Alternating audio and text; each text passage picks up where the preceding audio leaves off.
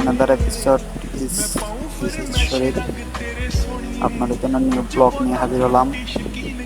যাই হোক, কথা না বাড়িয়ে চলুন শুরু করা যাক ব্লগ।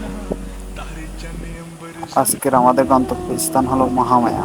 আপনারা যেমনটি দেখতে পাচ্ছেন, মহামায়া ইকো পার্ক। আমরা এখন চলে আসলাম মহামায়া ইকো পার্কের সামনে।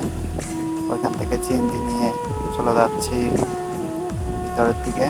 তো কথা না বাড়িয়ে বলি, চিনজি মহামায়া রোডের সামনে থেকে চিনজি ভাড়া হলো 15 টাকা। এখান থেকে চিনজি নিয়ে চলে যাবেন সোজা মহামায়া ইকো পার্কের সামনে।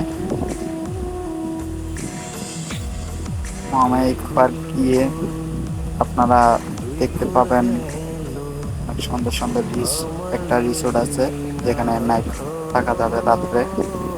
আর হলো এখানে সরঞ্জাম ইত্যাদি সবকিছুই আছে। আর আমরা আস্তে আস্তে চলে গেলাম, গাড়িটাও চলে যাচ্ছে ভিউটা আসার জন্য।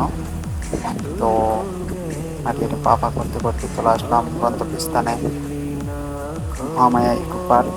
আপনারা দেখতে পাচ্ছেন, অথবা অনেকে চিনেন মহামায়া ইকো পার্ক।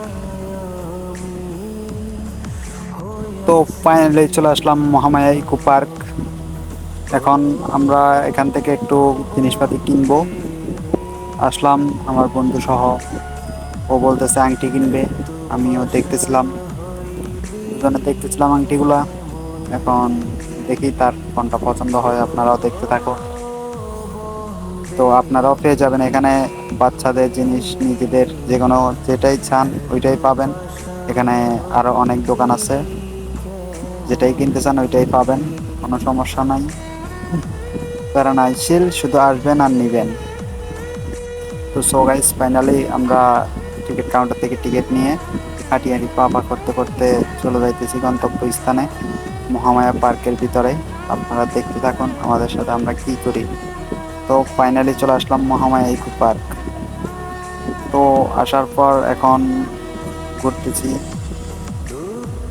ভাবতেছি এর রোদের ভিতর আর ঝর্ণার দিক না চাইলে ভালো হয়, ওই কারণে আর ঝর্ণার দিক গেলাম না। দেখতেছেন আমার ভাই ব্রাদারগুলা। তো আর এই পর্যন্তই ভিডিও। ভালো থাকবেন, সুস্থ থাকবেন। সামনের ভিডিওতে ঝর্ণাগুলা তুলে ধরার জন্য চেষ্টা করব।